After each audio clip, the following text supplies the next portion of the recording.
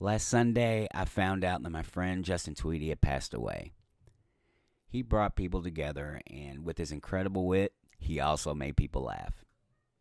He was a fantastic tattooist and friend, and frankly, I'm not really good at these sort of dedications, and I'm still sorting through my emotions. The following conversation was typical Justin, and you'll get a glimpse on why he was so beloved, and he'll be missed. It's showtime! Welcome to Damon Does the 6 Questions, where the same 6 questions can tell a unique story. I'm your host, Damon Thompson, father of 2, husband of 1. Remember, get on Apple Podcasts and leave a 5-star review. It helps us out. It helps us get seen by more viewers the more reviews we have.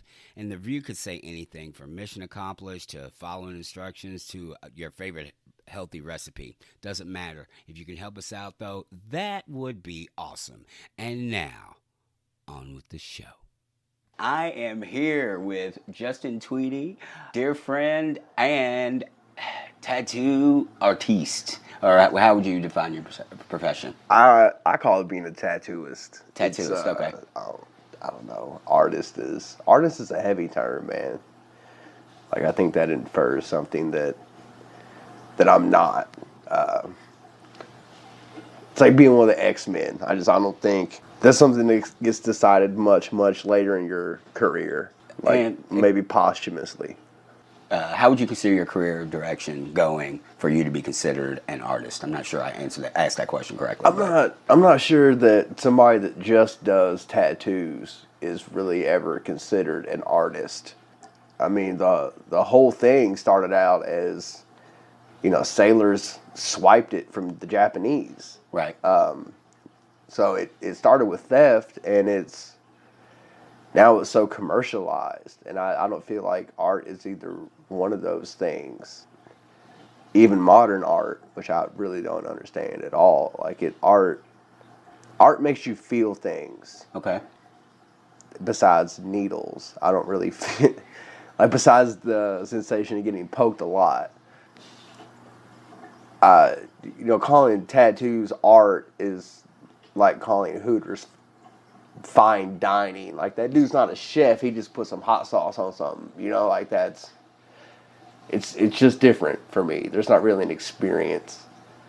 You don't feel apathy or happiness or a real stimulation from tattoos. Even just drawing them? Like, I know you draw your own tattoos, so... I do, but I feel like that's the least artistic thing I've ever done, because that's how I pay the bills. I don't tattoo because I was put here to tattoo. I take what menial talent I have and apply it towards paying the electric bill, Right. Or buying shit that I don't need, not because I have a voice artistically or something I want to say artistically. It's not. I think it just comes from a different place. You know what I mean? Like, a different mindset. I don't do it just to do it. I think artists have to create. I do it because I enjoy it and it pays the bills. That's fair. And gives me freedom where I don't have to work in a job that I hate. At least I get to do something that I do love. Mm-hmm. I love the act of tattooing, but I found a way to love it. It wasn't my first choice. So. Got you. Okay. All right. Question number 1. When did you know you wanted to be a tattooist? I always thought they were cool. Of course, growing up when we grew up, like in the 80s, it wasn't nearly as prevalent. I remember the only person that had a tattoo was my dad's friend, Kent, and he had a bulldog tattoo for the Marines, and I just thought it was neat. Whenever he came over, I'd always want to look at it. I just knew that I had a talent, and that's how I wanted to live my life, was by using that talent.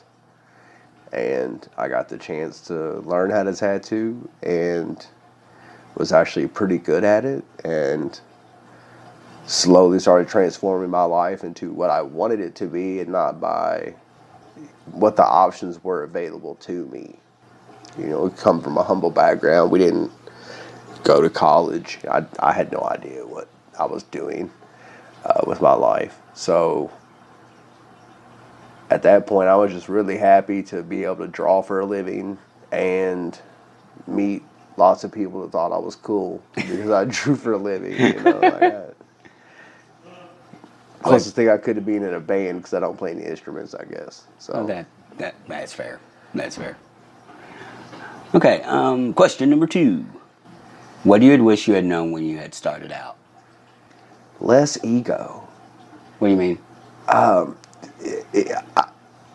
Over the years, I've seen every apprentice do it, and I still see a lot of tattoo guys, dudes. I don't even know if the phrase tattooist is something that they've earned for the most part. But I still see, so many people in my industry have this massive ego, not just in that they think their work is so much better than it actually is, but as far as the quality of their work, it's right. Sorry, fuck y'all. We don't need 98% of tattoo artists. They're not putting anything on paper or on skin or digital that hasn't been done 1,000 times before in that exact same way. Nobody needs another number 7 with the smile, bro. Like it's you know what I mean? Like if I open a restaurant, let's do something besides French fries and coleslaw and baked beans. Like let's do something cool. I don't eat your baked beans, bro. There's no new way to do baked beans that is so far off the fucking charts that I'm gonna be impressed by it. And certainly don't act like you created baked beans. like these dudes are wilding like you're not curing cancer, dude. You're not cracking the secrets of human evolution or curing cancer, or you're not doing anything of any real lasting importance. And I guess that's kind of what I mean by us not really being artists. Gotcha. Art creates a lasting, it endures. You know what I mean? War, pogroms, past the apocalypse, we'll still have art. What we're doing today is not built to last. It might still be on a corpse, but that affects a person. It's not a movement. But it's that ego. Like I know I just said 98% of dudes and ladies, whatever, probably don't need to be there. I can't tell you that I'm not in that 98%. Say again? I can't say that I'm not part of that 98%. I'm not saying I'm part of this elite 2%. It's about be humble when it's appropriate, but never. I don't want my artist to also just be like, yeah, I feel like we do an adequate job tattooing. Like we would really get that average, and they're like, I want them to be confident, but not. I want it to come from a basis. Like, here's my body of work. Obviously, I can knock this out. But just creating bullshit. Like, I don't want to just create bullshit. And talk means nothing. What have you done? Let me see what you've done. I don't want to hear you talk about it. So, that was incredibly poorly worded. I could have knocked that marathon down into 2 sentences, I think. And what are those 2 sentences then? Be humble and work really, really hard.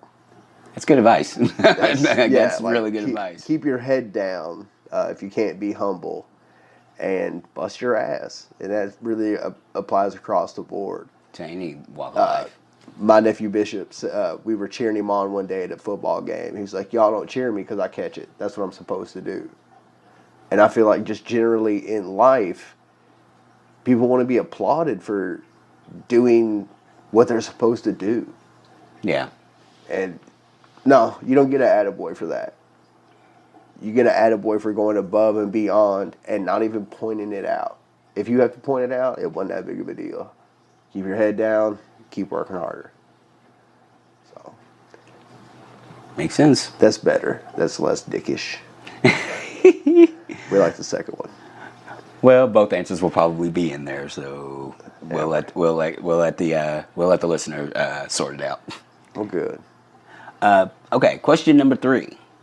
What's your go-to order at your favorite hometown restaurant? My favorite hometown restaurant. I feel, does El Nepal count? It doesn't matter. Whatever you think. If El Nepal counts? If El Nepal counts. Okay. What's the Cuban restaurant in town? Havana Rumba.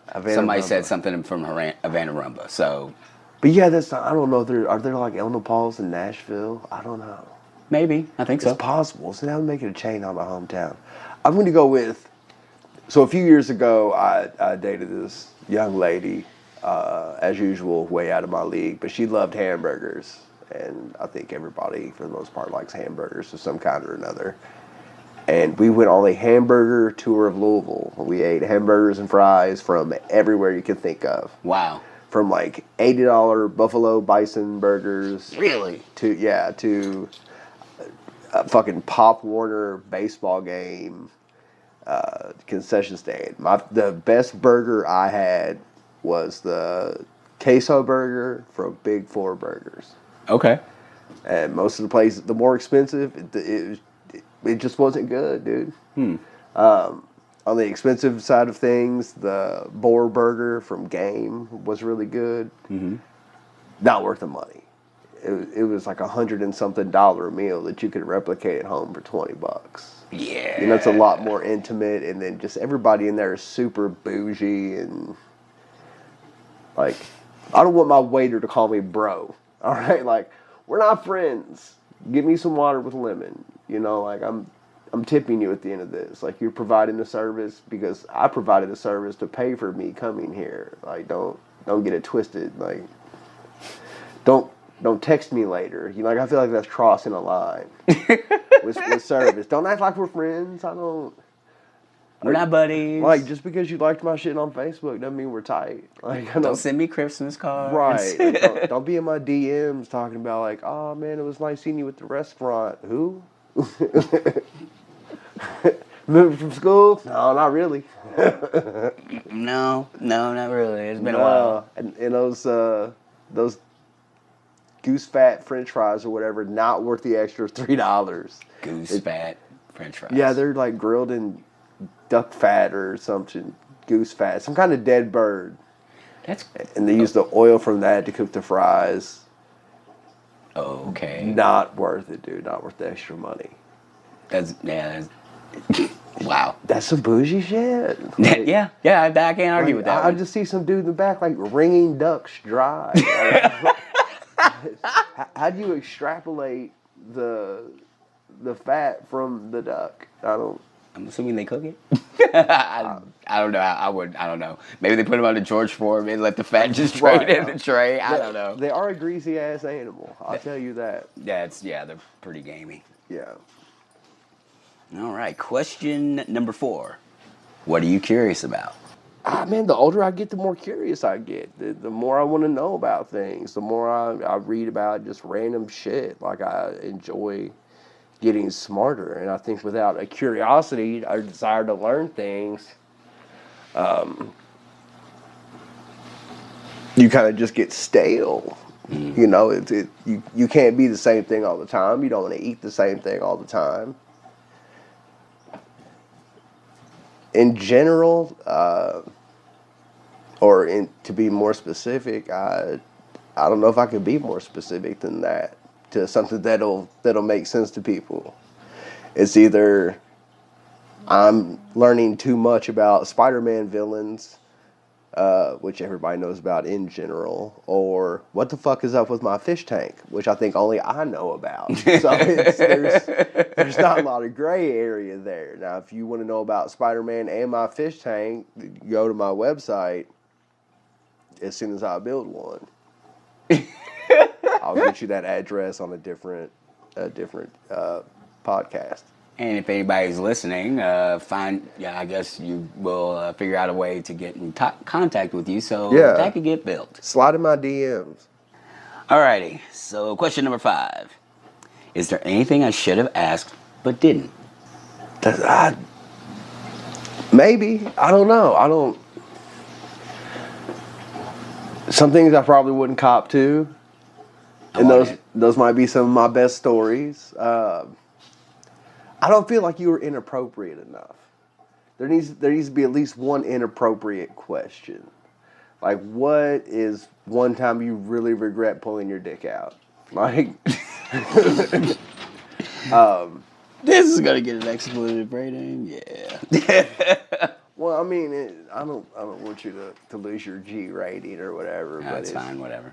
It's the answer to that question is always if there were little kids around. You should not do that knowingly.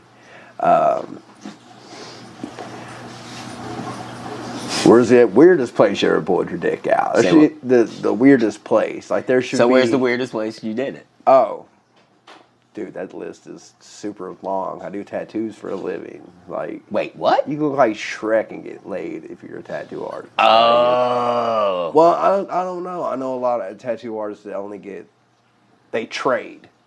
And that's gross. Oh. Yeah, I wouldn't. Yeah. Like, I've actually heard these dudes be like, all right, well, the outline's done. So, unless you want to hook up some more, then handshake, see you later. And I'm like, ugh, that's disgusting. I've traded for a lot of things, but not that. Yeah. I couldn't do that. I traded for a dog, but I'm not trading for the cat. You feel me? I'm not doing that. No. Okay, question number 6. If you could create... I hope it's inappropriate. It's not. It'll be interesting. I'm really curious to hear your answer, though, especially after this conversation we just had. If you could create a new holiday, what would it commemorate? I think we should have like a no social media day. Oh, that's a good one. Or like just no internet at all day. And like whoever runs the internet. Like somewhere, I feel like there's like this Montgomery Burns type figure. Probably. He's like so pale and his skin is so translucent, threadbare. Yeah, it's like he's like the weird veins. Yeah, the veins sticking out of like the varicose veins too. Yeah, and he doesn't even eat food or drink. They just have like this stuff, this fluid pumped into him like the fucking Matrix. Crooked nose and like 2 big afros coming out of it for hair coming out of his nostrils. Like Nosferatu. Daddy. He's Nosferatu's daddy. Nosferatu's the black Nosferatu. Nosferatu, maybe? Nosferatu. Nosferatu, that's what we'll go. We'll just stick with Nosferatu. Translucent skin with a big pointy nose and 2 afros sticking out of it. That's an interesting... He looks kind of like the Lady of Rage. Wow. He looks kind of like Debrat. Wow. And Montgomery Burns mixed together. But we should just turn the internet off for a day. And like nobody goes to work. Man. And I'm not saying you have to churn butter or anything, but like you just do something with your family. Do something with your fucking kids. Like take that screen away from them. You know, like it. Engage them. Yeah. Yeah, have them do something. Have them learn about real things and not fake news and fake people's fake books, and just you know, tell them stories that your grandparents told you about so that the history of your family isn't lost. You know, like it's not just photographs. Our grandparents did amazing things. Their grandparents did amazing things. I mean, 150 years ago, our families were probably in Europe. You know what I mean? Or my family was. I don't know mine was. I don't know about my family, y'all. Yeah, it's like, that's a little bit different. It's a little bit touchy subject, too. There, I don't know. No, it's just not what touchy it is. with me. It's just what it is. You know, I mean, Right, I'm just messing with you. It's just what it is. Yeah, I like that a lot. That's no makes a lot of internet sense. day. It should be like a global thing. And, you know, if they want to build a huge mausoleum with my face on it that has like a hologram that pops out and talks to you when you walk by because I made such an awesome holiday, and they kind of want to call it Justin's No Internet Day. That's cool with me, but they come up with a better name than whoever the holiday naming committee. Like, they're like 2 doors down from this Montgomery Burns type. Just, he's not really even a person anymore. He's like just a creature. Nosferatu. Nosferatu. Nosferatu. You say it however you want to say it, dog. Yeah, like it's potato, right? It's your holiday too, man. Okay, I'll accept that. But yeah, like whatever they want to name it. The long and short of it is, shut the fucking internet off and go hang out with people that you love, and do that shit. Yeah, big fan of that. Pull your dick out. Or not that last. Once the kids go to sleep, get your old lady. And what you want to do is you want to bite. Okay, that's enough. That's enough. I feel like neck biting should be involved. No internet day. All right. Are you on? You're on Twitter, Instagram. Like, how can people get contact with you, man? Just come over and knock. I feel like write a letter. I want people to write more letters. I want like a big ass goose feather quill. And Can't we start with pens, man? Can we start? No, we're gonna be authentic. We're gonna go with quills. Do they have to wear a powdered wig? No. No Where powdered would wigs. you even get that? I don't know. Where would you get a quill? The same place you get a quill, I guess. You can get them on Amazon, dude. Powdered wigs, I don't know. I feel like that's like some dark market stuff. I don't trust the eBay powdered wig. I'm not sure if I trust an eBay quill either. Oh yeah, that's not real goose. You know, that's that's some hood ass mallard duck, right? With like one leg and they with an eye patch. Yeah, that's not. Why's that duck got an eye patch? Have you ever heard like that ducks quacks don't echo? What? Have you ever heard that? No. Good, because that's stupid. Like, yeah, I was gonna say what? People believe that. That doesn't make any sense. It's a sound. Right. Like it's sound echoes. It's like people eat so many spiders in a year. Where the fuck you living at, dude? I don't even know if I see 8 spiders in a year. Like, they're probably around. Like, if I'm outside, but I don't see them, and they're not in my mouth. I've never like woke up like, oh, there's a fucking leg. Like, no, there's. And who is eating? Because I don't think I eat any spiders. So who is eating all these spiders? Is my next question. Is this like? Because it's an average, right? Right. Is this an American average? North American? Is it just like Western Hemisphere? Is this globally? Is this purpose or not on purpose? Because some motherfuckers probably snag down on spiders. Sure. Because they're easy to catch. They're not that smart. You know, all they have to outsmart is a grasshopper. They're like, you're only as smart as you need to be. Fair. That's fair. Which is another reason for shut down the internet day. Like, right. You know, steel sharpens steel. Iron sharpens iron. Iron sharpens iron. Whatever they want to call it, man. I was gonna let it go. You know, I feel like we should use more alloys. I like alloys. Fucking my bad. Is tin an alloy? No. Tin? No. No, I don't. Copper? How would I know? I don't know. Copper is definitely not an alloy. You're throwing around alloys, so I'm Copper I'm is trying to on remember. I read it's an Mistborn a element. long time ago. I'm not a metallurgist, so all I remember from the fantasy series Mistborn by Brandon Sanderson, which is amazing if he ever hears this. They have alloys and like metals, and they use magic. They use the metals to perform specific feats of magic, and so I'm trying to remember. Like alchemy, or like they? No, actually, it's weird. They ingest it. They ingest. It That has is to be toxic, brother. It's not much. It's supposed to be a little, and it's a fantasy world. But the way it works, the way it ends up working in the universe that he created, it's pretty dope. Does the magic have to do with more how rare the metal is? No, it depends on what type it is. Like tin will increase. Tin increases your senses. There's one that dulls your senses. There's one that increases your physical prowess. One that what was the rest of them?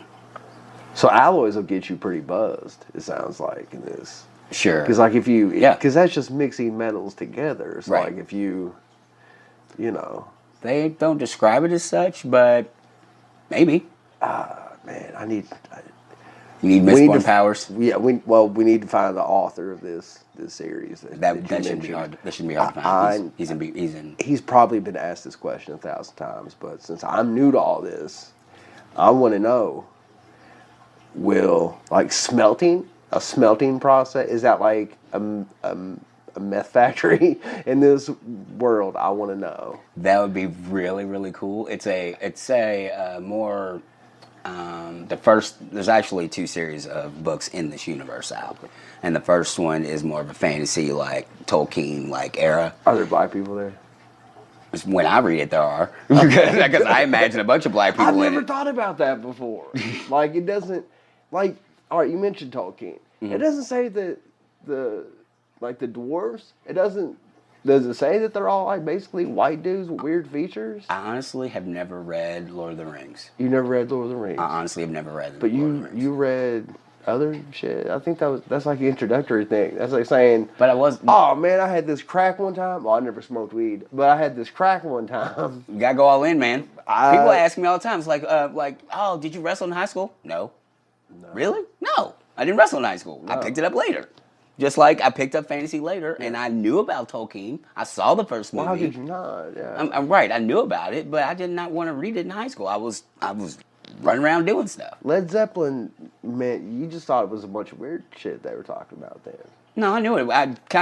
Through context and stuff, I figured out what it was. And I played D&D, so I'm not completely out of the loop, which is kind of why I was kind of disappointed in the movies. I'm like, oh, this is where all the tropes come from.